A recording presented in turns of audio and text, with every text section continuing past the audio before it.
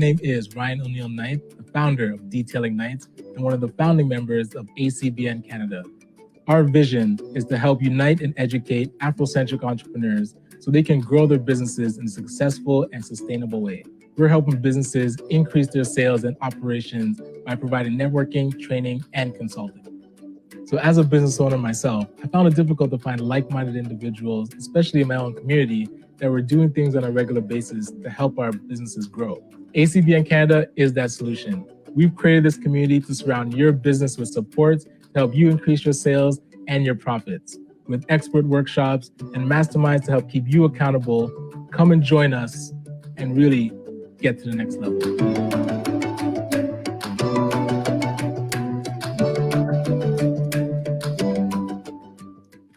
Hey, what is up, everybody? It's Dr. Vibe here. I'm the host and producer of the award-winning Dr. Vibe Show, two-time Canadian Ethnic Media Association Award winner, 2020 Best Podcast News and 2018 Innovation Award. And I also host the only monthly online show that's dedicated to fathers and dads that is sponsored by Dove Men Care, the only one in the world. And it's also co-sponsored by Dad Central Canada's national fatherhood organization.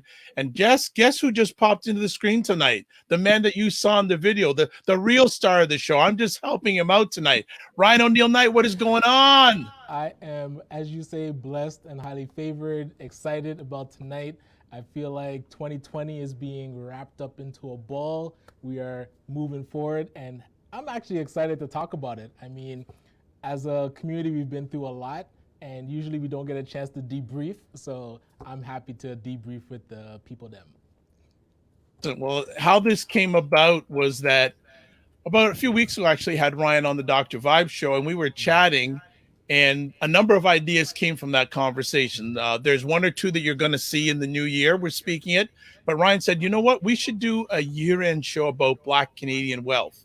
Yes. I said, okay, Ryan, you get the people, and Dr. Vibe and BIA Media will make it happen. So this is how we ended up with tonight. But we have a few minutes. Ryan, what is your reflections about Black Canadian wealth in the year 2020? It's such a loaded question, but I feel like I always consider it like a roller coaster. You know, there was really deep lows and then really tense like climbs, and as we were like persevering through, especially entrepreneurs, we had to really adapt and figure out, okay, how are we gonna shift with what's happening right now? And a lot of entrepreneurs that I've been talking to, they mentioned that they were almost prepared for this. You know, like they've already been hustling, they've already been kind of grinding through, and then the global reboot, so now everybody kind of had to reboot. But entrepreneurs that were already on the grind said, hey, I'm in my comfort zone. I'm ready to take on the next opportunity. A lot of them started like disinfection companies, PPE companies, shifted to online, helped other people shift online. So it was really, that was the silver lining, where you saw a lot of people take the punch, roll with the punch, and then come up with something new. And even one of our mentors, Robert F. Smith, talks about the waste this pandemic.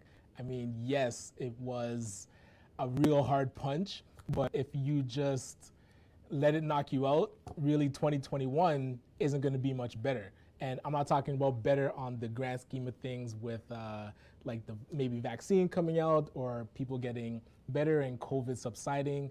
Just if you're going to treat 2021 the same as 2020, or especially how you're operating before 2020, you're not prepared. Like the world has shifted and moved on without you. So I'm really glad to hear other people's opinions on how they reflect on 2020. But I really feel it was the battle. Like if this didn't test your acumen, like nothing else will, because there's nothing that's saying 2021 is going to be 100% better. They always say, if you say, oh, what else could go wrong, is when the rain hits or something catastrophic, because there's always something else that could happen. But if you use 2020 as that real test, that real, hey, I can take almost any punch and come back with my own punches, 2021 is going to be amazing for you, because if it's better and you're prepared, like what can stop you? What are one or two lessons you've learned at the end of this year being a Black Canadian businessman? The main one is the strength in collaboration. Even with my company Detailing Nights, being able to pair up with, because we do mobile car cleaning, we were able to pair up with a mobile mechanic and say, listen, we're all going through this together. What can we do? You have the same target market as I do. How do we now bring both services to both of our target markets? And that whole concept of joint venture, strategic alliances, mergers and acquisitions, that I feel like is the mindset. That's what I'm taking from 2020. And that second piece is ask for the help. I remember you're on one of those other talk shows with Nicole and, oh my gosh, I want to say Karen, but it's not Karen, Bear Slade, sorry. And Yep. just talking about the power of asking and listen, humble yourself. I've like supercharged my LinkedIn to say, hey, if you're connected to me, you're gonna hear from me and you're gonna hear my ask. It's like, listen, I need help with X.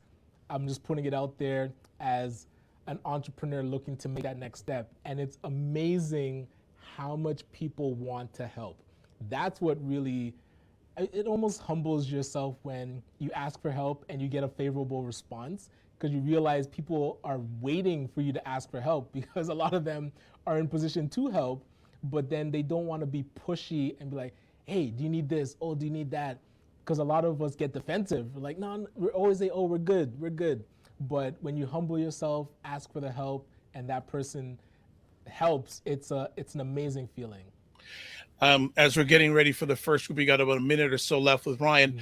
You said, for me, two of the key words for business people, Black business people, not only in Canada, around the world, collaboration, you already mentioned. How important is data? Well, data is where we are going to separate ourselves from the old guard and morph and evolve into the new guard.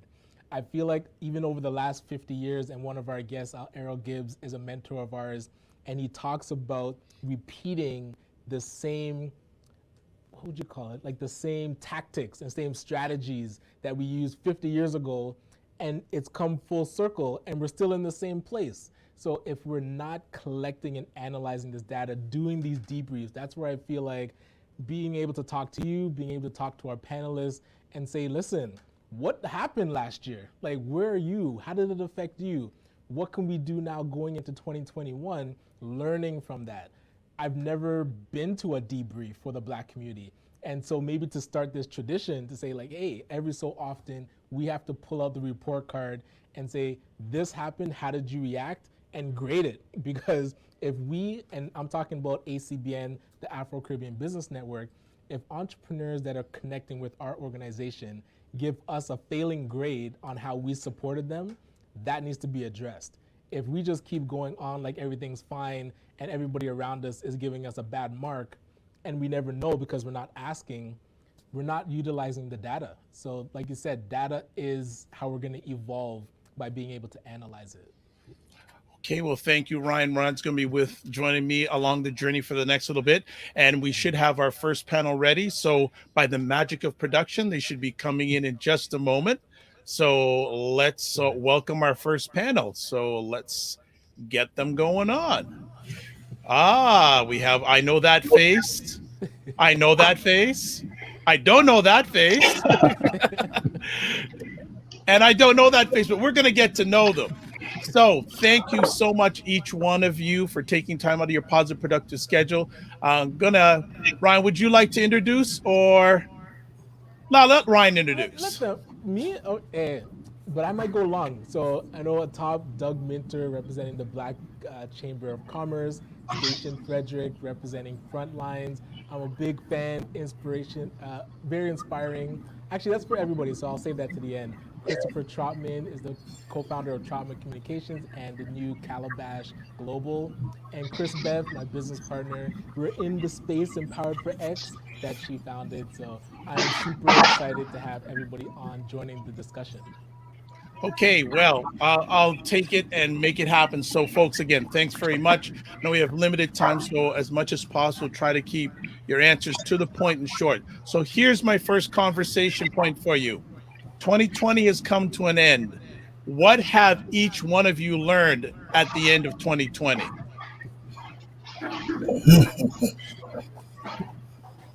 You might need to pick because nobody's gonna want to go first. Okay, I'm gonna put Doug Mentor on the phone. Okay. Doug Mentor, you go first. Yeah, I knew you were going to come after me. You know, because you always come at me, so it's my turn tonight.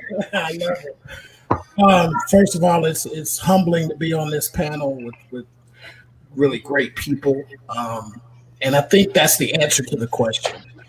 When I'm an immigrant to Canada within the past 2 years, and when I set foot here, the thing that I noticed more than anything else was human capital. There's a ton of human capital that represents all of the African diaspora in really large pockets from Quebec to Vancouver to here in GTA. And when you look at that, I think what this year confirmed for me in 2019, Dr. Vibe, you were one of the first people I met when I came here. We talked about this Black Renaissance that's occurring, not only in the United States, in Africa, throughout the diaspora, but here in Canada specifically, I could see the fertile ground of it. In 2020, it proved it to me that theory is correct. When I see companies like ACBN, people like Ryan Knight, people like Chris-Beth, when I see the things the BBPA is doing, when I see the things the Chamber is doing, that all of these organizations, Tronset, when I see all of this kind of rising up out of the ground, you can see that there's a Black Renaissance. In the midst of COVID, we have a Black Renaissance. And I think that's what I learned the most from 2020. Ms. Frederick. Yeah. So I just wanted to, echo some of the pieces that Doug just said. Just very humbled to be here among so many, and thanks to Ryan for inviting me. And actually, very similar to what Doug said is about this Black Renaissance. I think about 2019, which was the return to Ghana. And I feel that was the beginning of this new era that we are entering, and that there is this just great energy that is around about collaboration and working with the Black community and receiving resources for the community. The charity that I run focuses on Black youth and supporting them. And in this year of COVID, I have not seen the amount of donations. In my time being at the executive director, being pulled into the organizations, just receiving calls from so many people from all across the world. So I think it's that sort of learning. And even to tap in what Ryan had said, which is sometimes you also need to ask. So while it's good that people are coming to me and asking if they can give funds to the organization, but it's always positioning myself to say, this is what my community needs, and ensuring that there's resources available to the community. Thank you so much for creating this platform and for the opportunity to speak. I think the biggest thing that I learned from 2020 is that you really don't know what you don't know.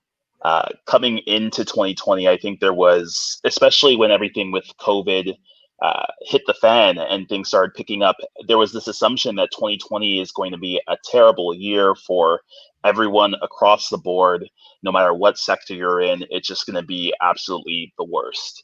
And I think coming out of 2020, many people found an opportunity. People found an opportunity to slow down and reflect. People found an opportunity to pivot and address the weaknesses in their organizations that were always there and that were just highlighted by the stressors placed on those organizations by COVID-19. People found an opportunity to start new businesses. And there was a lot of opportunity for organizations, in particular in the Black community, to find funding. So it's really just an example of you don't know what you don't know, because if you took 2020 at its face value, it would have just been like, I want to skip this year completely. And for many people, it would have meant skipping over a lot of opportunity that was just hidden in the background. Excellent. Ms. Cowie, you're up next. I just want to say thank you so much for this opportunity to be here and to be on with other great panelists. And Ryan, thank you so much for the opportunity. One of the biggest takeaway for me of 2020 is realizing if you don't have your health, you don't have wealth. And so really taking a perspective of, a lot has happened. We've had to pivot. You could see the resilience in the community, and a lot of burnout took place as well. And really encouraging entrepreneurs that we work with in our ecosystem to really start thinking about work-life harmony in terms of understanding you can't just focus only on work. You have to still find that place where your mental health and wellness still exists and prevails. We saw the resiliency around pivoting, but really to step back, reflect, and talk about recalibration. That's my word. I've been telling people, how do you recalibrate? Don't reset, because typically when you reset, you're just pushing that button to keep doing the same old. And we know COVID has promoted and pushed us into this digital economy, and really ensuring that we're developing a resilient mindset. We're taking care of our mental health, our well-being as we go forward. Excellent. So we've got you all warmed up now. So I know when I ask my next question, you're just going to be jumping in.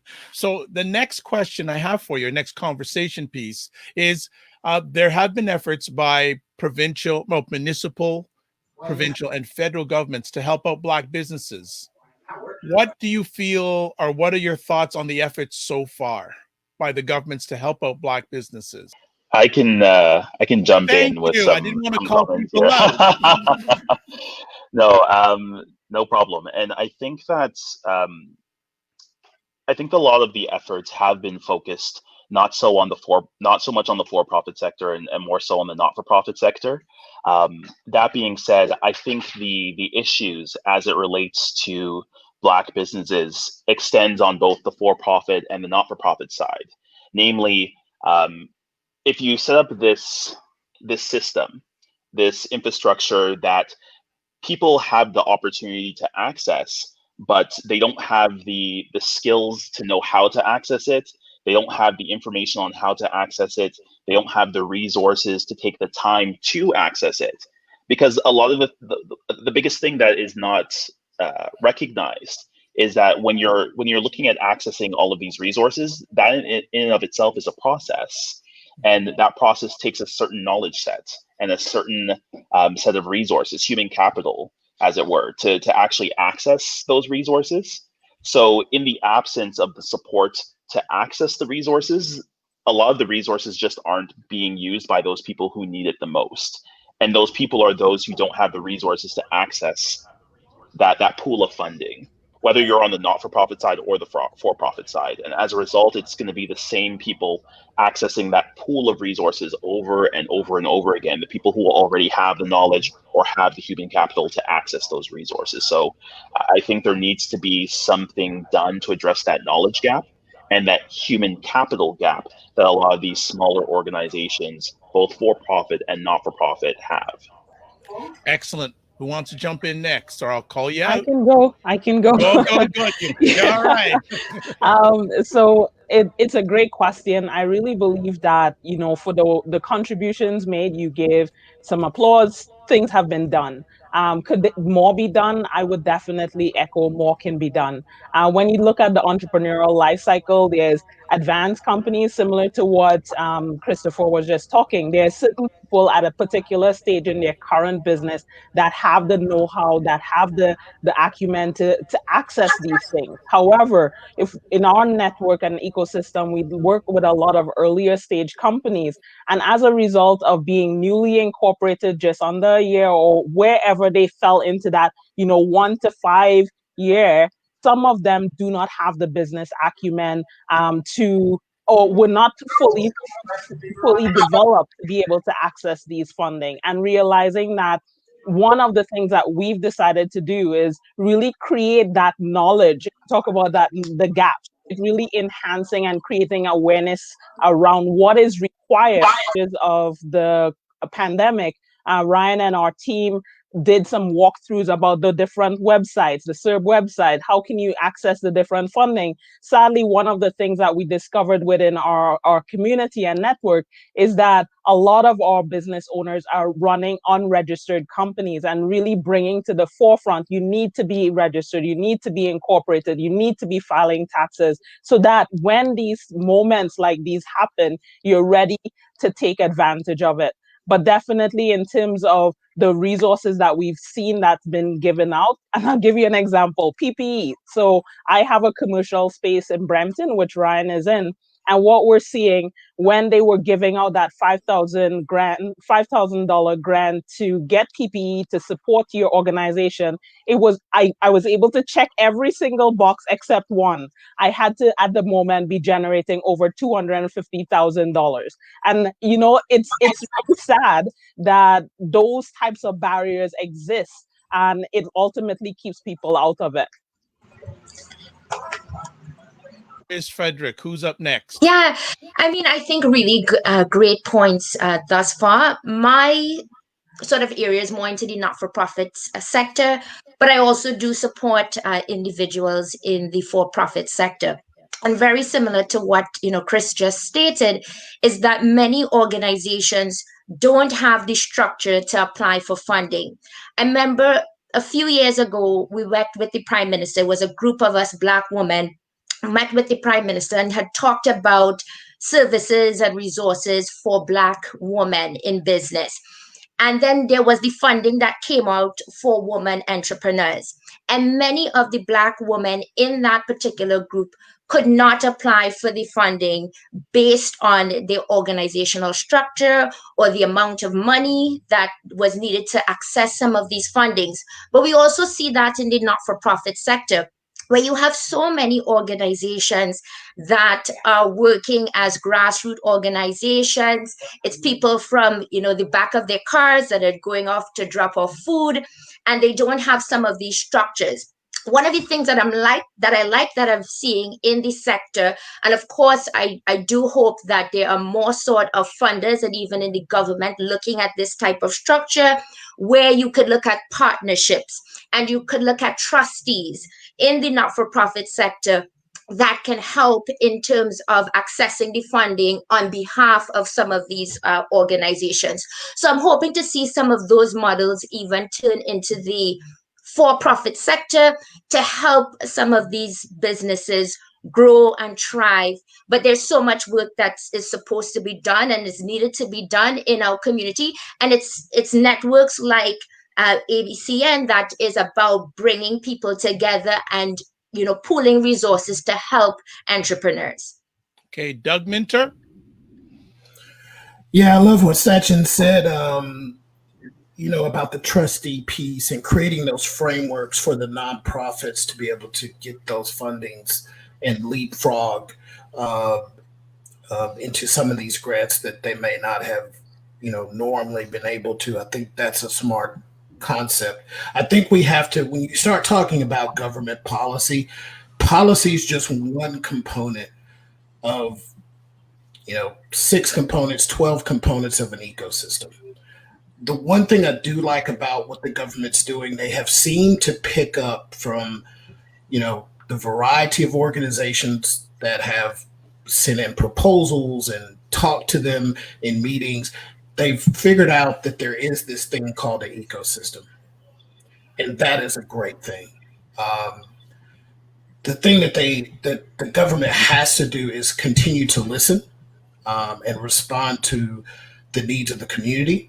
And I think there's some opportunities there to create like a council, a small business council at the federal level, at the provincial level, and these advisory councils at the local level. And then all of these practitioners, all of these people that are on these various councils, I would love to see the government fund or spearhead leading these group conversations so that we're hearing not only what's going on in the Black community, and that information is getting fed up to our elected officials who work for us, right? That's their job, is to do the bidding of the populace. And then the second thing is we need to have these same practitioners in other cultures, the mainstream cultures, and we need to be interacting with them as well to create bridges to those channels as well. So that's kind of how I see it on the policy side. They're going to make a ton of mistakes. That's the nature of government. But they're going to get some things right, and we need to applaud them when they're getting things right. And my good friend Ryan, he is very steadfast at keeping them accountable when they do something that doesn't make sense or they're not listening to us. So we got to support Ryan as he's doing that, right? We got to keep them accountable, but we also have to applaud them when they do something right. Okay, we are wrapping. Oh, go ahead, Ryan. Take yourself off mute. Oh, there you go. I'll leave that to the man. Real quick, and we have to remember the question was, what did the government do for Black entrepreneurs? And it's December, what time is it? December 30th, so there's one more day. There hasn't been any specific initiative roll into Black entrepreneurship pockets just yet.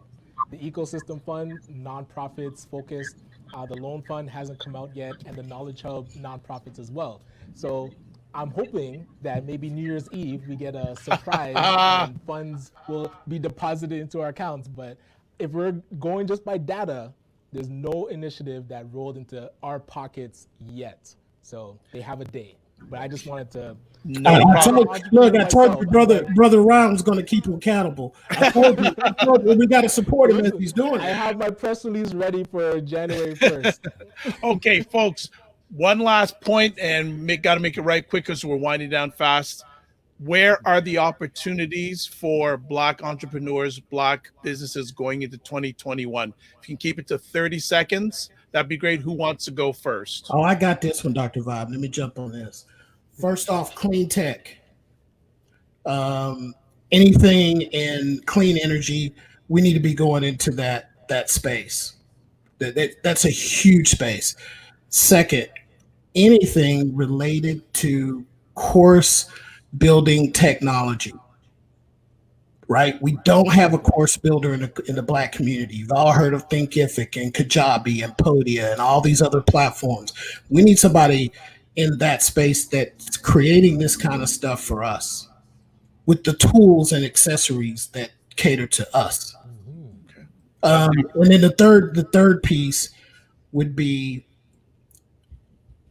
anything 3PL logistics. If you own property, you own commercial property, 3PL is going to light up. You think it's lighting up now because your Christmas packages are late? It's going to get even bigger. Okay. Who's next? I can go. In terms of what I'm seeing, as I mentioned, the digital economy is on us. So definitely, if you're not on e-commerce, you definitely need to get your products on platforms that support your business growth in that space. Looking at as well as you talk about the technology, but blockchain technology is so important, especially around cybersecurity. If we have entrepreneurs that are considering pivoting into different industries, those would be the top two on my list. And then anything tech related, I want to encourage people, like, if you're doing business as you did before COVID, it is not going to look like that after COVID. So you really need to enter into this digital game in a very strong and powerful way. So consider getting reskilled, but tech. Think tech first. Okay. Who's up next? Yeah, so I'll go. So I think for me, very much in looking at the course building, it's something that is key. Everybody is looking at sort of this virtual technology, virtual learning. I'm a professor at Sheridan College, and of course that's a lot that the School of Teaching is going to. But the other area that I think is very important is the area around diversity and social inclusion. And many people who are not from our community would like to speak on behalf of our community in the area of diversity and social inclusion. And so I think it's important that many of us develop our skills in that sector as facilitators and trainers, and insert ourselves in the corporate landscape as the qualified lived experience experts on these particular places. And I think that's an area that we need to look at as well. Excellent. Christopher, you're closing it out. Perfect. So it's already been mentioned, the digital economy and looking to diversify your business offering such that you can actually play in that realm. One thing that wasn't mentioned from my perspective is social entrepreneurship. This past year, the government has really indicated a desire to fund businesses that are socially focused. But even when you're looking in the private sector and those large institutional investors, they're looking to pivot their investments away from dirty investments and more towards social investments. And frankly, there's just not enough. Yes, there's a lot of social investments in the green sector, like a lot. But when you're looking more broadly into community service focused organizations that are for profit, if you can pivot into that side and grow to a level where you become investable, you provide a great opportunity for those investors that are looking for some place to put that money from a social impact lens. First panel, you knocked it out of the park. I'd like to say Chris-Beth, Doug, Stachen, Christopher, thank you so much. Have a blessed rest of 2020. And we have a very entrepreneurial and successful 2021. We will be getting back in touch with you. So thank you very much, folks. And we're going to get our second panel right. Ryan Knight. Look who's back. Ryan Knight. Go ahead. All right. Awesome. So yeah, something that Stachen mentioned around people talking on behalf of the Black community that are not from the Black community about diversity and inclusion. That is something that has been happening for a while. And I feel like the spotlight now that the spotlight is on us and there's a lot more, I'll say, volume in the space, there's a lot more companies looking for expert facilitators to come in and do training for their staff and to help with diversity and inclusion and hiring board directors and executives. The Black North Initiative is pushing these CEOs to sign the pledge so that they can diversify their boards. So now companies are scrambling, trying to find, okay, how do I diversify? How do I find this talent? And we're seeing non-Black focused organizations pop up that are helping to fill that role. We that have that lived experience, like Stachen mentioned, need to position ourselves in front of the flow of money. And that goes for grants, because people who are getting grants need to hire experts that are from the community and they're having trouble finding them. So you that have the expertise and can do this facilitation and can consult and provide services need to be on their radar so that when they get this grant money, they can hire you. When corporations, blue chip companies are looking to do these diversity training or just having facilitators come in, they know where to find you so that they can hire you. That is a big piece, and I know Calabash is being put together to do that. So if you're an expert service provider, please reach out to Calabash and talk about how to get on that roster so these opportunities you don't miss these opportunities. The money is definitely out there. Actually, I'll echo that the money is out there. And one of the things, a term that came up in the first panel as we're getting the second one ready, is controlling the narrative. And one of the reasons I started the Dr. Vibe show many years ago was a place for Black people, Black Canadians, Blacks around the world now, where we could control our narrative. It has been too long that people who are not looking like us are talking for us and about us. It's time to make a U-turn with that. Because interesting enough, quite well, you know what? You don't see them having us talk about their narrative. Exactly. That'll get nipped in the bud. That won't even happen. That culture. That won't even happen. You know, you and I know the boardrooms that ain't gonna happen. Yes. That's not gonna happen. So definitely controlling the narrative, whether it's digital or it's traditional, is very, very important. And the help is out there, folks. All you need to ask. Ryan runs a great organization. The people that were on here earlier and the people that are coming up, ask. If they're not able to you, they're not the only game in town. There are others, and whoever meets with the right intentions and you get along with, that's where you drive it home with. So I'm hoping that we're getting this second panel up and ready. Ryan and I can fill for the rest of the night. Right. Oh, so we got Mr. Gibbs is on. Excellent. Mr. Alexander, he was on for a bit. He's just chomping at the bit. Ross is good. Okay. And wow, we have the Andrea Pierce. Whoa. All right. So we've got our next panel ready. If we can get them in the screen, we are going to rock and roll with them. So we're just waiting for our production team. Okay. So Ryan, will you do the introductions, please?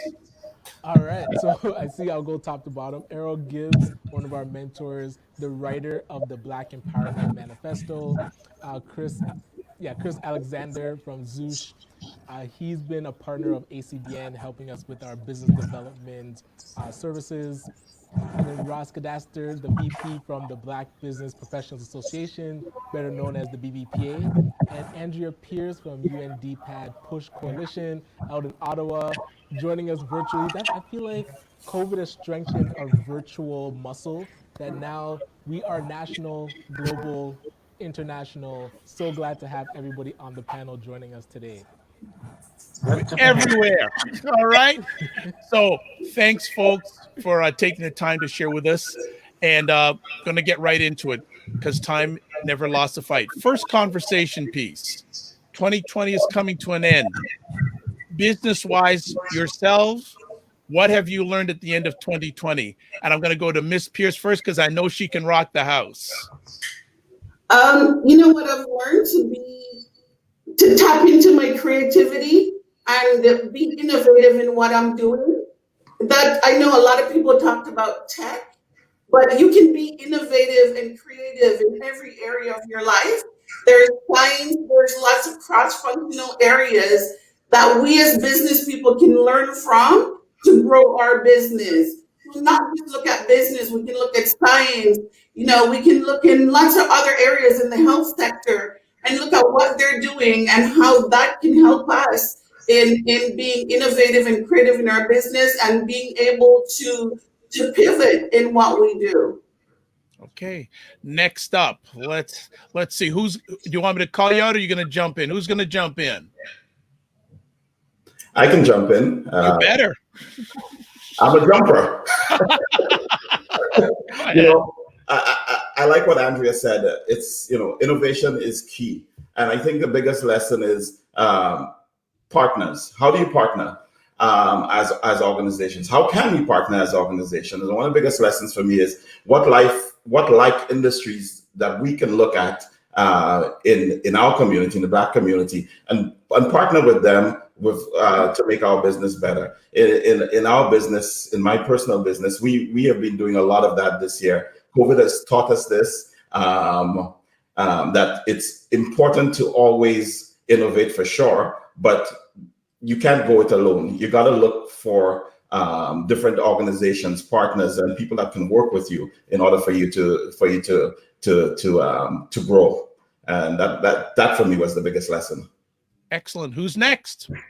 Okay, Chris, go ahead. You got me now? Oh, I think we lost Chris. Oh, there we go. Go ahead, Chris. In any environment, there's opportunity. Regardless of whatever is happening, you can find a way to move through. I know the fire came through, the dross got burned out, but right now, every single business has to either step up and be part of what's going on, or they're going to be left on the sideline. I think what we have to learn is that we have to work together. We need to figure out where the strengths are, especially in the community. There's so much good things happening around us, but we run in parallel. So we need to find out exactly how we can connect each other together and make sure that there's ways to work together. And I found that out by working with different people in different aspects, in different communities, and in different businesses, that we can find a way to leverage each other to do much better. Excellent. Errol?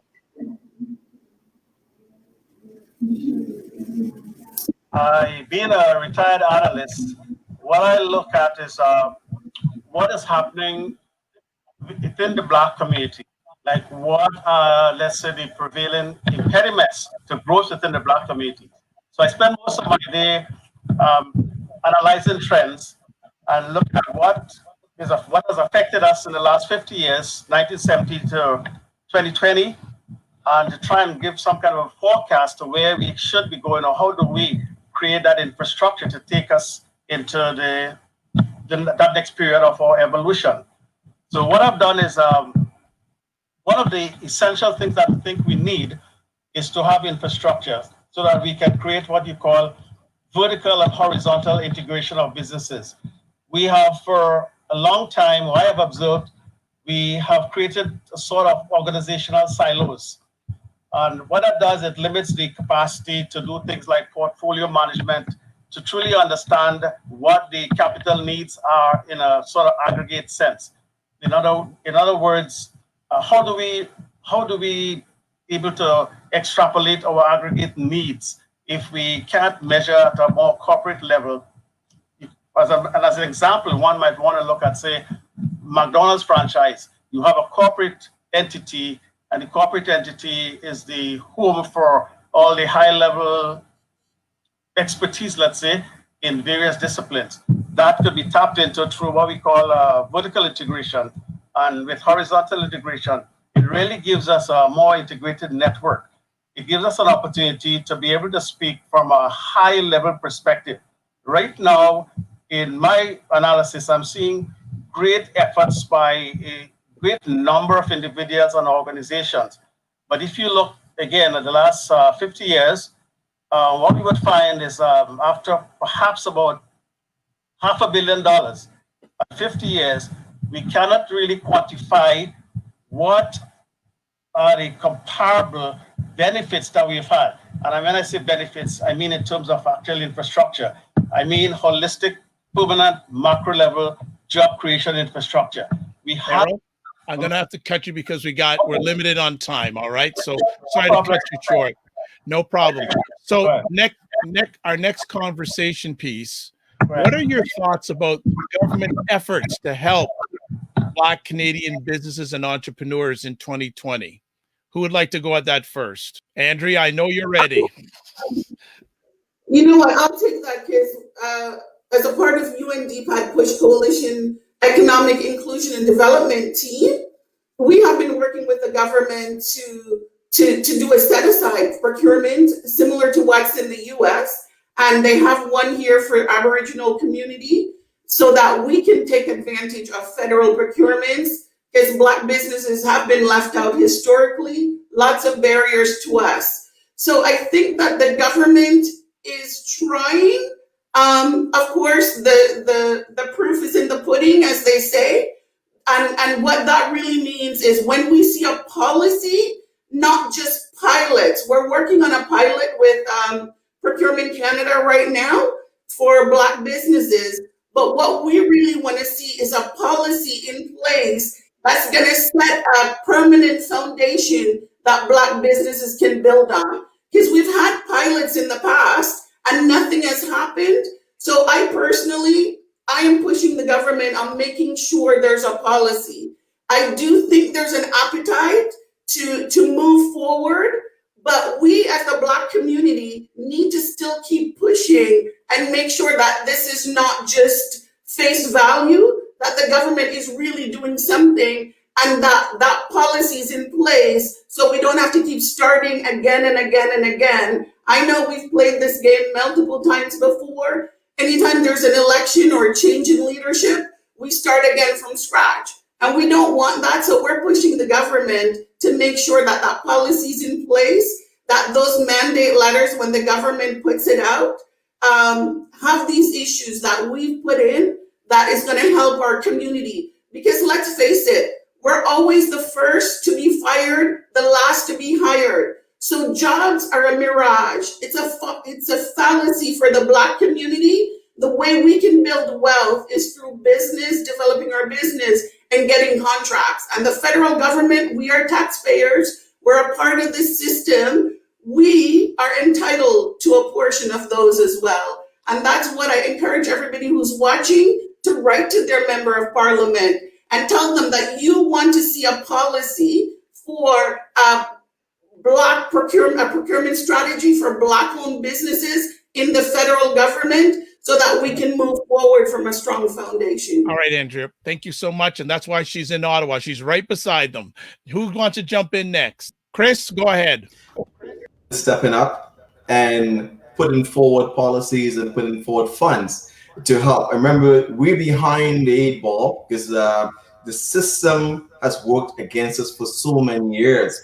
And we have to find a way to utilize not what's coming to us as operations, but as seed money to be able to build as we move forward as a community. We need to take every single aspect that the government, every single fund that government has given to us, and work together as a team, not work against each other, to make sure that we find the strengths within each organization and let them do what they're better at, and then we do what we are really good at, to make sure that the funds that's coming in from the government will be utilized to take us to another level in terms of employment, in terms of business creation, in terms of access to funds and finance, to make sure that even the organization, the financial institutions, and the ones that have the money, that they'll relax the policies, not make policies that's ridiculous, but policies that will include us, to make sure that we see as businesses, seen as people that have the knowledge, have the skill set to make it happen, and that we will work together. So the government should continue to do that, continue to make policies and keep policies in place to make sure that this is not just a fad, but something that's permanent. It will continue to make sure that we've been left behind so much that we have a chance to get ahead with everybody else and to be playing on a level playing field. Excellent. Arrow, I'm going to go to you next. That procurement is at the apex of how we build equity within communities. But first of all, I would suggest that we find or try to determine maybe 5 specific areas where we feel we have the highest propensity, highest capacity, and then we can go to the government. To look at a couple of things. One, not just we want to be part of procurement, but we want to ensure that in terms of procurement, that we do have capacity. So the funds should be sort of focused towards building capacity. What that means is that currently, a lot of the funds go towards programs. So perhaps we need a slight shift in the model towards research and development, because that is where you develop capacity for industrial expansion, industrial growth, because most of these projects tend to be industrial or scientific in nature, where the big dollars are. We probably have about $1 trillion worth of procurement every year. Even the banks are about 65 billion. So there's a lot of money in procurement, but we might want to be more specific and try to determine where we think we have our greatest assets or greatest capacity. Is it in science and technologies, where that is?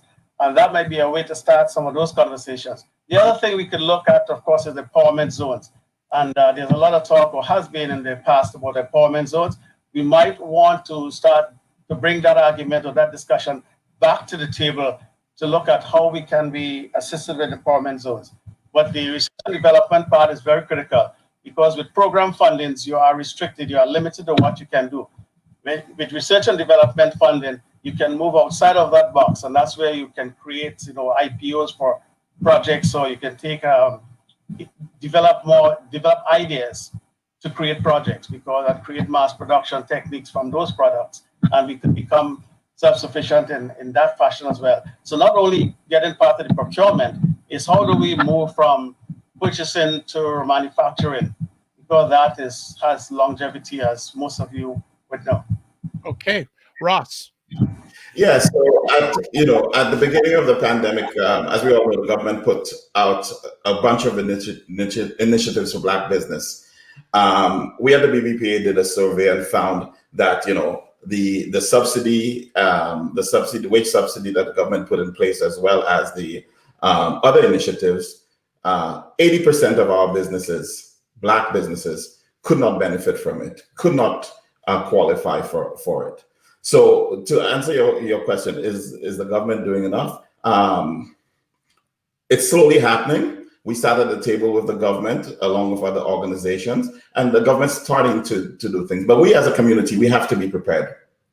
And we have to, as businesses, start to prepare ourselves that when these opportunities come, that we're able to take advantage of it. So one of the initiatives that the BBPA has put together is our business advisory and development services, which allows small businesses to be prepared, whether they need help with their accounting to get that in place, the registration, the business plans, marketing, so that it's fine, we can be at the table, but we have to be prepared to take advantage of those opportunities as well. Well, I'm just going to piggyback onto that. I don't want to be at the table. I want us to build our own table. Good point. That's the end goal, to build our own table. So, folks, next conversation piece, and we may be able to get 2 more in, but I'm going to do this one first. Where are the opportunities for Black Canadian businesses going forward in 2021? Andrea? I would say opportunity abounds everywhere, right? I think that when we focus too much, I know tech is sexy, my background in tech. I worked in San Francisco for 19 years in the tech sector. So my background is in tech. I'm in software development. I was the director for infrastructure for technology, information technology, and project management office at London Hydro, Bell, and even Infrastructure Ontario. So what I want to say is there's opportunities everywhere. Where is it that your skill set, your competency, and your passion lies? Then people can do it, right? I think if we start niching ourselves and saying, of course, as a Black community, we need to diversify and go into a lot of different areas.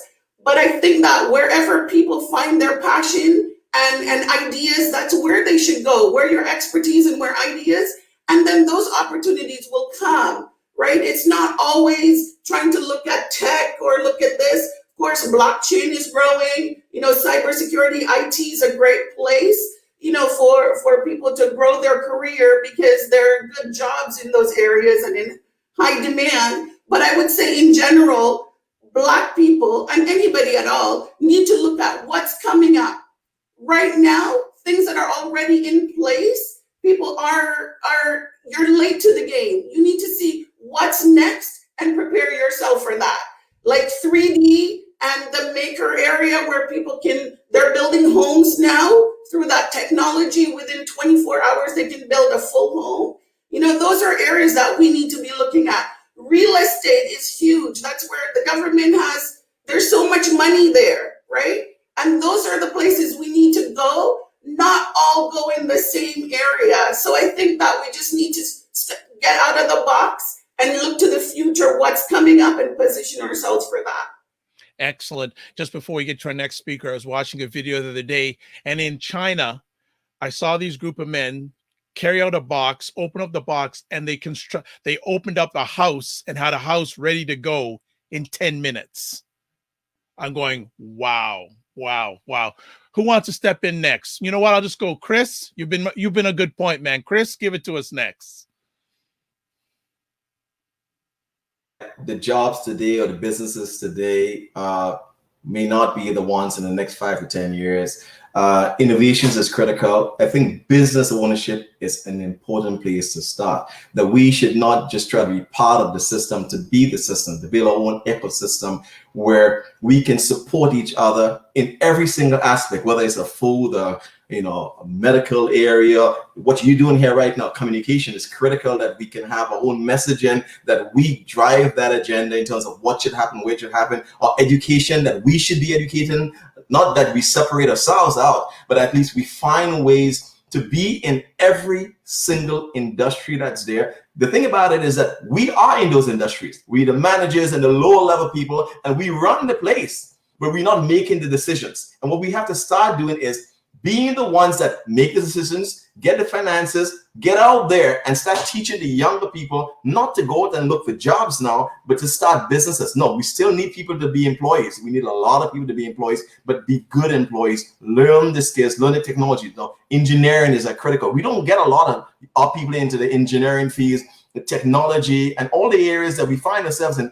Just other jobs that's not really, I shouldn't say sexy, but it's stuff that drives the economy, that moves us forward. We need to start moving in those areas, build that, and come together. Let's get that infrastructure together. We use the word loosely, ecosystem and building our own economy, but there's specific areas that we have to find ourselves into and build from there. I think we need to start our own businesses. Wonderful. Errol. I said, we need to determine what we are most capable of, because that will give us our best bang for the buck. It will give us the best benefit for the experiences that we bring to the table. One of the things I would always say, we need infrastructure. We must have an infrastructure, whether it's a blueprint or a think tank of some sort, some kind of a repository that could consolidate all these great minds, all these great thoughts. I still get the sense that the organizational silos are not going to work for us. It hasn't worked in the past, and we still have to think a little bit outside of that box and in a more integrated fashion. Again, I say vertical and horizontal integration, a model we use in all major corporations.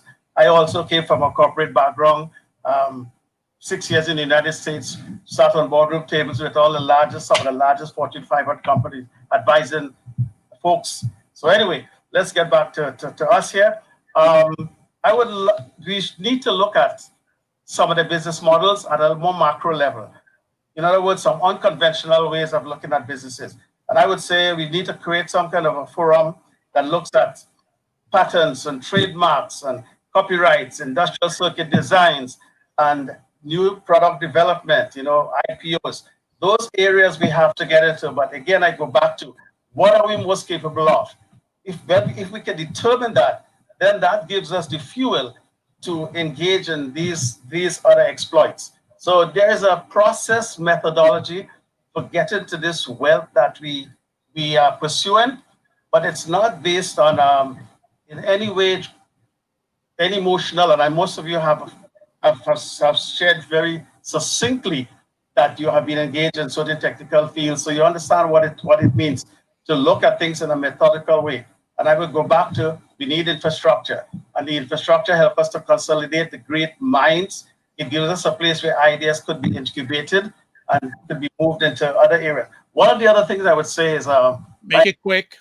The businesses is undercapitalization of businesses. But you can have great ideas, and you know what the failure rate is. That's because businesses are undercapitalized. So that is a big aspect of it. Can we truly capitalize this business underpinned by a great, excellent business plan, and one that is functional, not a business plan that is made theoretically to raise money from the bank or whatever, that can take you from cradle to grave in your business. And okay. Thank you very much, Ross. Yeah, so I'm a little biased here, but I think all things technologies, particularly around cybersecurity in the cloud, just because of what we've been through as around globally. Anything around the digital economy, blockchain, anything around any emerging technology, construction technology. I think there's, you made the point about the house going up in a short space of time. Anything around construction tech, and last of all, healthcare. Anything around innovation in healthcare. I think those are the big rocks for 2021. All right, thank you so much, Andrea, Ross, Christopher, Errol. Thank you so much for your time. Look, you have a good rest of the 2020 and have a prosperous and highly favored 2021. And let's help our people. Thank you so much. Thank you. Take care.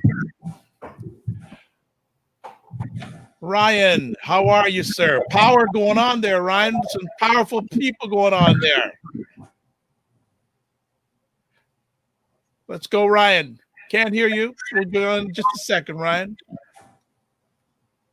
Not yet. We're still waiting for Ryan. Okay. Well, I'll fill in while. Oh, Ryan, there we go. Oh, okay, yeah. All right. Two things that I picked out of that conversation that I feel we really have to grab hold of with both hands is procurement and infrastructure. The amount of procurement dollars that flow through the government's hands, and we have to remember the government is in place to manage the money of the people. We all pay taxes. They get this lump sum of money and they use it to build things and get stuff done. Again, we have to position ourselves in front of this flow of money. A lot of us business owners are not even on these bids and tenders or the Merck's websites to be in the game of procurement. Yet we'll talk about, the government should spend more money with us. But when they show us the blueprint and say, listen, this is how you at least get to bid on a contract, if it's more than 2 pages, some of us just put up our hands and be like, it's too much work. We have to do the grunt work up front in order to get in front of this $1 trillion that Errol was talking about. And infrastructure. I mean, we are putting together the Black Business Development Hub thanks to our partners, Dream Legacy Foundation and SETC and Empowered Frex and ACBN and the BBPA. the whole Black Business Coalition. There's about 20 plus organizations that have now, in theory, started talking about collaborating and putting our collective might together. And I feel like having an actual physical building, and I mean, we have a co-working space here, and then the next one is a building owned by Isaac Ololafe, bought the land, built the building, Black owned. We should really rally around it. So, hey, we have the infrastructure. Let's use that as a blueprint and then create more buildings around the country and hopefully around the world. And procurement. A lot of money is already being spent and we're just not in front of that flow of money. It's time to change that. You know, it's interesting you say that, because up until a few years ago, I was not a big thing about going after the government money, et cetera, et cetera. And then a gentleman said, you know what? You're paying taxes. You have a right to that money. And I'm going, yeah, that you're right. You're right. Like, I should go out. It's like my taxes is funding other people's dreams. Well, why not my dreams or my people's dreams? Yeah, at least to be in position for when they say, hey, we're looking for a media provider that can do interviews or any, like something in your wheelhouse that they might already be contracting out for, and you just have no clue. And so minimum, we should be in position like, hey, I can do that. At least let me put my name in the hat. Right now, we don't even know what opportunities are there, so we're completely missing it. And then complaining that we're not getting enough business from the government when really we're just not in the right position to get the business. Yeah, I think you're saying too, like you think, oh, procurement's not for me. Like I'm a radio show host. Like, no, they contract for this type of stuff. Oh, I know. Oh, I know. Absolutely. So right now, just doing some filler time before we get our next panel ready. So folks, please bear with us. I know you don't really want to see us. You want to see the big dogs. You don't want to deal with us, you know, but just going to continue going ahead. That another thing that came up with in that panel, especially, was being ahead of the curve. Yes. Very, very interesting. And I think part of two things that come to me, I think doing research is important. Right. In your field of passion is very, very, very, very important. And I mean, people may not like me for saying this, but a lot of times other people may get that money that you're not getting because they're doing the work. Well, and that's what I feel like 2020 really showed us, is when things started to go downhill, there were certain people you saw go into action and they always pop up on your feed. You're like, whoa, this person, and Stachen is a prime example of this. I kept hearing Frontlines. Like, Frontlines is doing this. They're feeding everybody. JCA, same thing. They turned their kitchen into community kitchen and they're feeding senior. I'm like, I have to pick up my game. Like, I can't be sitting back watching everybody else jump into action and then they'll look at you and be like, well, what are you doing? And it's really finding your sweet spot. So like was mentioned on the panel, finding what you're really good at and then really leaning into it and finding like, okay, what opportunities exist in that realm that I can now grab hold of. A lot of times we have these hidden talents, and especially we've been talking about like course creation. Everybody wants to learn. We realize that we're lifelong learners and we can learn virtually. So we can put together our own courses with whatever special talent you have. Somebody out there wants to learn that. And usually we don't think that we're good enough to teach. I think that's completely changed now. Excellent. Okay, we're going to bring on our next panel. Not everyone is on yet, but in lieu of time, we're going to bring them on. So if our BIA Media, our production team, can bring both of them on, and they're going to be benefited because they'll get more time to share. You know what I'm saying? But if our other panelists do show up, we will include them on the conversation. Ryan, could you please introduce, please? Absolutely, and pleasure. I mean, it's a pleasure to introduce everyone, but Ivor Christopher, he is I'll say the general manager, or he can correct me. Chair, I'm the chair. Chair, okay, chair of PACU, the Pan-African Credit Union, which is very important when we're talking about infrastructure and things needed in the Black community.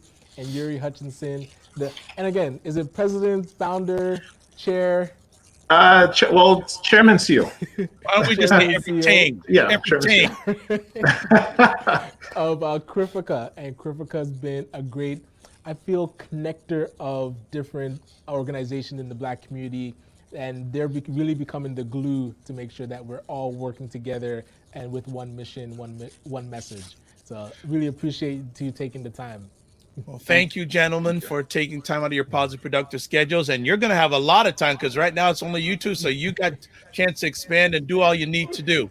First conversation piece. We're coming to the end of 2020. As a business person, what lessons have you learned over this year? Can I answer that? You could, well, absolutely. Well, I just like to make sure. What I learned mostly was to listen and be humble. You know, I've seen a lot of organizations, a lot of businesses out there in the community, you know, them doing their work, but it's actually listening to them. It's listening to their needs, their wants. You know, I'm not saying it because Ryan's heading this, but, you know, I've seen a lot what Ryan's done. And, you know, you learn from a lot of other organizations out there, what they're doing with them and the feedback that they're giving you. A lot of the organization or people, sorry, there's a massive echo. No problem. But a lot of the people who give their feedback, you know, they really will be very descriptive and let you know that what you've done for them, and it's depending on what they say. So what I've done usually is anytime I'm with my wife, thank God she always listens to me, or she's always there, and then she pulls me away. But when I speak to a lot of the African and Caribbean businesses, I do ask them a lot of questions. Even if I come to order food, I still ask, what is it that you need to be improved? What is it that you are seeing that's plaguing your business, or the challenges, or what can we do? And I explain, I run an organization. We work with or partnered, or we have coalitions with different other organizations and businesses, but how can we help to improve your business and to make it better? Or what are the challenges you're seeing? What is it that we're not doing properly? So it helps us, it has helped me develop a lot of ideas in the organization. And, you know, our boards really sit down to look at creating surveys, but, you know, town halls, but not just town halls that specifically want to hear your needs and for you to address it, instead of us just talking more about, you know, who we are and what we can do for you. We want to know what you can do for us. So it's just being more humble to listen to the community. And, you know, then it also enables you to partner up with the right people who are doing the right things. So, you know, we've been very fortunate to partner up with a bunch of people, with Ryan, such as yourself. You know, Ivor has been wonderful. Just, you know, support. You know, we want to support also the organizations that are out there that are doing the hard work, and for us doing the background administration. So for me, and for us at Crifica, it's just been more to be more listeners and not more talkers. Wonderful. Ivor, you're up. Is that things that happened, like, you know, we just went through a very, very tough 2020, and things that people would normally think that are impossible become possible, right? You know, an example is where I work, you know, working from home was not considered productive, you know, now it is. And, you know, organizations have found out that actually they're more productive with having people work from home than having people work in the office.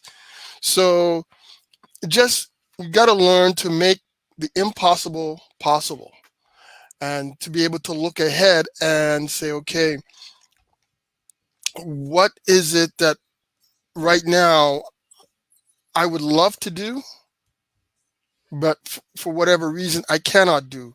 So, you know, there's a saying by Robert Kawasaki, and it's to paraphrase it, it's not so much what you can't do or I can't do this. It's just say, how can you do it? So you rephrase it and just saying, oh, I can't do it. And it's like, no, if I can't, how can I do it? So that's the way you have to rephrase or reframe your lens, your mind. It's say, not so much I can't do it, but how can I do? How can I get there? That's one of the things that has really brought forward to me in 2020 is that, you know, looking at ways to overcome obstacles, because there's a lot of opportunity there if you learn how to overcome those obstacles. Wonderful. Great stuff. Let's go to our next conversation piece. The number of governments, federal, provincial, municipal, have tried to put some efforts to help Black Canadian businesses. What are your thoughts on their efforts so far? Well, if you want me answering, I think while I've been watching the whole time, a lot of people covered a lot of the topics or discussion. What was said, what they do. They've done. I think there still could be a lot of things done more with the government that they need to push, and like what Ryan said, the programs. We have one more day till something actually delivers. So, I personally think that there could be more done on the government's part. You know, we do speak to some government officials, but again, we're only one organization. So I think that we need to have a more pressing mandate and a more sorry, just because you guys covered a lot of it, and I thought that was really well done. So I'm just trying to cover my points, but I just don't want to overlap. So I guess if Ivor jumps in, then I probably will come back with more points, if you don't mind. Sure, no problem, Yuri. I think what the various levels of government have done it's a good first step, right? But more needs to be done. Ryan mentioned in the previous segment about getting access to government contracts, right? That would be a great first start, a great next step if more Black businesses were able to access those government contracts because they're quite lucrative. There still needs to be more focus on building up the Black infrastructure of businesses. For example, to apply to a lot of these funds that they have pushed through, you have to go through either a white organization or a white financial institution, and you still run into those same systematic barriers. They're still there, right?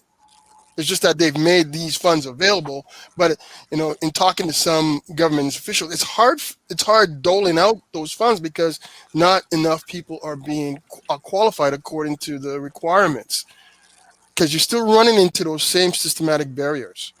So we really have to look at those systematic barriers and say, okay, what is it that we need? Where can we, progressively target to help build up Black businesses, the Black community, and their infrastructure? So those are the next steps. Go ahead, Yuri. Yuri. No, and you're right, but I also feel strength in numbers. Remember, I remember we were speaking about that, and I agree with Dr. Vibe. It's having our own table, and when we create our own table, we create our own power, but also economic power. The government's like your investor. They want to see what you do in your community first before you come to them. It's any business investor. Government's your biggest investor to your community. So when they give you grants or they give you funding, they're looking at, okay, that's why they ask you for your numbers, $250,000. But you have to see what you can do together with the people at your table. So linking together, creating that the economic wealth within your organization or organizations that you work with, then it will enable for you to make that difference by stepping in as organizations for the businesses to help them. Because I feel it's the responsibility of our organizations that need to push the government to able to release these funds so we can actually run our narrative with those funds. Okay. Because there's only two of you, I'm going to get in a question that because of time, I can get in with the other. So I asked you about the thoughts about government efforts in regards to helping Black business. What about the efforts by the private sector to help Black business? Is it anything? Does your answer change in any way? Well, to what Yuri was saying, we've got to create our own table. We've got to help ourselves. There's the analogy that I keep, or the examples that I keep talking about, at the various town halls that we had. I've been in Toronto and Canada for over 50 years. Now, in all those years, I've only driven to one gas station that was Black owned. I do not know any grocery stores, major chains that are Black owned. Yeah. I do not know any pharmacies or medical clinics that are Black owned. I don't know any convenience stores that are Black owned.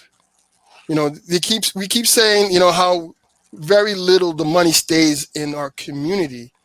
And the reason for it is I just named off four different industries where you spend your money on a daily basis. Yet we do not have a presence in those industries. So where we spend our money on a daily basis, we are not there. So of course the money's not going to stay in our community very long. It's just mathematically, right? So we need to be able to get into those. As Yuri just rightly said, we need to build our own table where we're all at the table and we're all helping each other. So privately, that's going to be hard because we are going to be competing with them. You know what I mean? They're going to be helping their competitors. No, it's true. No, it's true. Exactly what Ivor said. And he said, we don't own we don't own big supermarkets. There's gas stations. From what I always understand, and you look at any business, or I'll give you an example. There's a Freshco's in Toronto, and a lot of the Freshco's work together to decrease their efforts in buying it by bulk. So when they buy it by bulk, it decreases the amount of cost that they're going to have to charge you. So whenever you see a mango that's 99 cents or 69 cents, you look at, because they work together, whether they're all Freshco's, they don't even have to like each other, but they work together because they see the betterment of empowering their Freshco's economically. So, and to touch on Ivor's point is that if we, and I know that we have the potential and we are doing that, but when we do get to do these things, then it generates more wealth, and that's when it can keep the wealth within, but also in the private area, it's up for us to help navigate those people that are there. And Ryan, Ivor, and a lot of everyone pushed about financial literacy. That's the biggest thing that's in the Black community. What we need to really know, there's a lot of things that we don't know. I've worked for a lot of non-African corporations, and when they teach you financial literacy, there's a lot of things even people who step in Primerica, they teach you a lot about financial literacy. Wealth, I can't remember that, WEG, they teach you a lot about financial literacy. World Financial Group, sorry, thank you. But again, so once we learn about the basis of financial literacy, then we're able to empower our community and then learn about keeping our wealth. I just hope that this whole, what happened with George Floyd and what's keep happening to us as a people, that we're not looking at this as a fad and saying buy Black. It's just, we want something to be more permanent and for us to, to keep it stuck in our community. That's why it's, I was looking at 365, the legacy. So it's about building wealth. So gentlemen, where are the opportunities for the Black businesses and Black entrepreneurs going forward in 2021, in your opinions? Okay, Yuri, I'll go. Sure. Actually, here's the thing. This is what I would do as a businessman, right? Or a potential businessman. Look at what is going to be needed come, in the new post-COVID-19 era, right? There's a lot of stuff that's going to be needed just around the healthcare sector, mask, we're going to be wearing masks for a while, all the PPE, the vaccine is not just the vaccine, you have the little bottles, you have the needles. There's so many things that's going to be needed. People are going to be working more from home. Mm-hmm. So there's going to be a whole industry around that. Technology is going to start.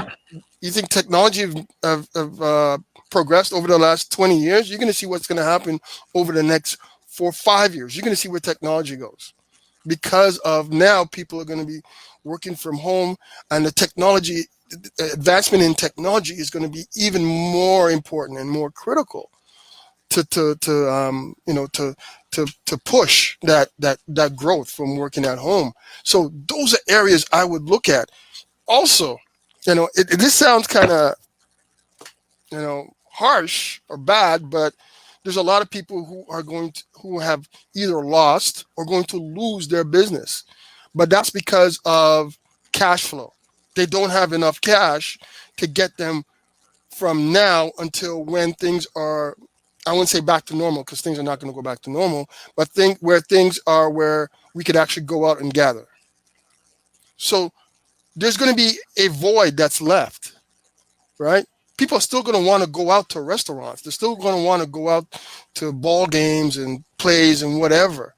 But you're going to find that the ones that do survive, they're going to reap the benefits because there's going to be less of them, right? So look at, maybe I will invest in a restaurant or something like that. And again, also, there's a lot of people moving out now because they can work at home. They're moving out to the 905. So as I just mentioned, we don't own any convenience stores. So go out and get a convenience store that that maybe not exists right now, but in a year or two when the 905 area builds up, they're going to need a convenience store. They're going to need a gas station. They're going to need a pharmacy, right? Look at those areas for opportunities. All right. Yuri, you're closing us out. No, yeah, and Ivor, yes, you touched the point. Those are great points. I always say look at also your organizations too. What's going on right now. There's an open market, we'll say, in the Black community in the sense of the funding's coming out where you need to get your buddy. But yes, everyone points to technology and healthcare. I always say, I'll say this in a broad sense. Take a step back and look at how the world is working and find your niche and where it needs and where you can apply that opportunity there. So in the sense where if you see this as something needed, what Ivor was talking about with the masks, people are going to need certain things. It's the needs and wants. So you're going to have to try to look at what is needed in today's society and what they want in today's society. So it's very important because if you notice, this is going to be a very competitive market, especially in the Black community too, but also in the broader community as well. You're going to start looking at the big corporations are falling, but they made the dollar store and that compete against them. So there's always a niche. There's going to be something that's going to outbeat the dollar store. There's going to be another niche that's going to be in there. So there's a lot of opportunity there, but it's just that you have to look at the things where you find where you can fit in as an entrepreneur and into the community. Like you said, there's, like Ivor said, there's gas stations. Next year, start a gas station next year, but also turn to other sources of areas that can give you that money or lend you that money or give you the grants or so on. So it's very important to explore your options and to be more open to look at those opportunities, but to build and find that niche within. Good stuff. Well, as one of my mentors said, and I just add on to what Yuri said, find the need and fill it. Don't find the need and kill it. So Yuri, Ivor, I'd like to say thank you so much for taking time out of your positive, productive schedules. We're wishing you a great end of the 2020 and a prosperous 2021. And Ryan Knight is back. Ryan Knight, what's up? Yes, let me know when you can hear me. Super excited. This, I mean, I'm biased. This was fantastic. I felt like I was a fly on the wall just listening to other leaders of our community give us their take on 2020. I feel like we could do better in 2021, and it has to be purposeful. We won't do better just by accident. And yeah, I'm super excited. Again, no matter what punches we took, we're still here. If you're alive, you have opportunity and you can move forward in strength and not be a victim. I'm excited about 2021. Excellent. Well, you're ending 2020 with a bang because you got a giveaway. So do tell us about it. I do. So the Afro-Caribbean Business Network, we created a little susu that we've been running for the past, like 6 months. So every 10 weeks we have a new round. And so our draw Can I just is interrupt? $1,000. Some Yes. people may be watching. They may not know what a susu is. So you may want to Don't make assumptions that people know what it is. We actually called it the Pardna Sue because some of us are Jamaican, some of us are African. Some call it a Pardna, some call it a Susu, where every week you put in a certain amount of money, called the hand, and then each person gets a draw. So we had 10 participants over 10 weeks. So every week you'd put in your $100 and then the draw would be $1,000. So ACBN got our final draw of $1,000 and we decided to do a business grant. So ending off the year, people on Instagram could tag a Black business owner that they know have been hustling, they know that could use a boost going into 2021. So I was doing the randomizer on the Excel spreadsheet. I apologize, it took me a while to get all the tagged individuals into the spreadsheet, do the randomizer, so it should be done now. So the person that is at the top, let me just pull it up on my Excel spreadsheet. Hold on, I think it's in, all right. So oh no, I made a new one. Hold on, it's not in that one. Now, Sarah Yongo, all Black folks know what a susu is. I don't believe that, because I got Americans that are watching. They don't know what it is, Sarah. I don't like to make those assumptions. So drum roll, please. Cakes by Soap. Hold on. So Cakes by SOPE, tagged from May's Kitchen. So From May's Kitchen is the winner of the $1,000 business grant. And so, but if we check this business and it's not a Black-owned business, or if they are not in Canada, the next person would win. So stay tuned. We'll do the announcement after I do our due diligence and make sure that they're actually a business owner. But also the great thing is, so congratulations to From May's Kitchen. I'm gonna reach out to you tonight and we will coordinate getting you the $1,000. But every other person that was tagged, ACBN has created our own marketing agency. So we are gonna touch base with you. Over the next month, we are still gonna be in Susu, so you're automatically entered into the next grant that's gonna go out for $1,000. And we're gonna touch base with all these business owners and see how we can support and get them, perhaps we'll help them earn their next 1,000 by helping them with their marketing free of charge. We just wanna support as many Black-owned businesses as possible. Wonderful. See, you're watching. You could have won $1,000, but you know what? There was more than $1,000 worth of information that was put down tonight. So you can take that information and you action upon it. You're going to get more than $1,000 reward. So Ryan, any closing comments? I have a few, but you're the lead guy. You made this all happen. Any thoughts before we start closing it down? I'm looking forward to hear your closing. For me, again, I'm excited about 2021. I always look at a little card that's on my desk. My business partner, Chris-Beth, gave it to me, and it says, "Thou hast seen nothing yet." And it always inspires me to know that there's more that you can do. No matter what you've done up to this point, thou hast seen nothing yet. There's always a next gear, there's always a next tier, and so keep striving.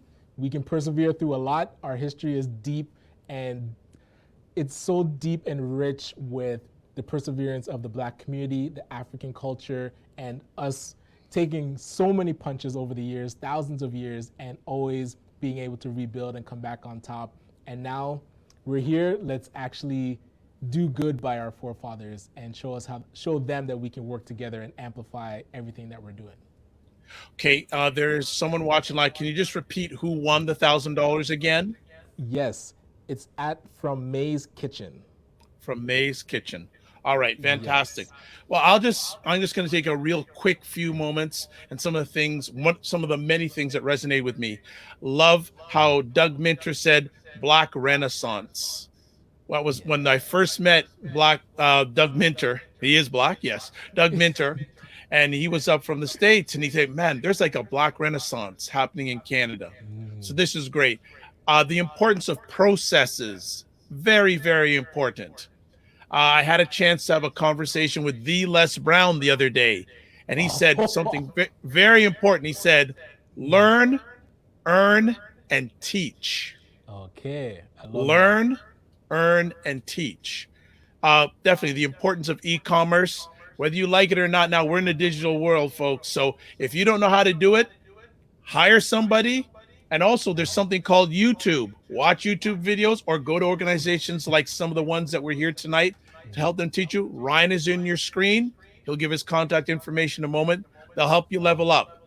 One of my mentors, Mario Armstrong, vulnerability is the new currency. Okay. Vulnerability is the new currency. Be ahead of the curve. You have this. If you have access to the internet, do your research. A lot of times, people who do the research and do the work end up getting the prize. We also said collaboration collaboration, and Ryan and I said at the beginning, collaboration and data are going to be key going forward. Make sure you do things with the right intent. And what I mean by that is it's not all about you. It's about bigger than you. It's about the community. And something that a lot of business people may not tell you, be a good human.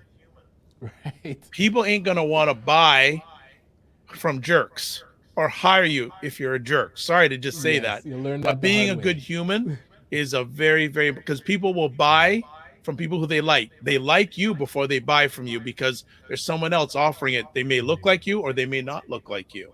Right. So those are my last few words. I want to give a heavy, heavy bow, bald-headed Dr. Vibe bow to Ryan Knight, who brought all these wonderful individuals together to share with us tonight. Ryan, thank you so much as always. A pleasure. I don't even work with you. We just do things together. And I'd like to say thank you. Thank you to your family. Thank you to your organization for making it an epic event. How can people get in contact with you and your organization? For the organization, the Afro-Caribbean Business Network, be sure to check out our website. It's actually going into a reboot, so it should be launched within a couple of days, but it's live still. So acbncanada.com. Check us on Instagram, acbn_Canada. And if you want to get in contact with me direct, best way is WhatsApp. Add my phone number, 647-225-3309. You could also try to call it, but it will go to voicemail. My virtual assistant will get back to you eventually. Text me or WhatsApp me if you really have something to talk about with your business. And especially if you're looking for funding, looking for help with your marketing, plug in, connect with me. My number is there, 647-225-3309, and we'll plug you in. Okay, and do you want to just thank our sponsors, or do you want me to take care of that one for you?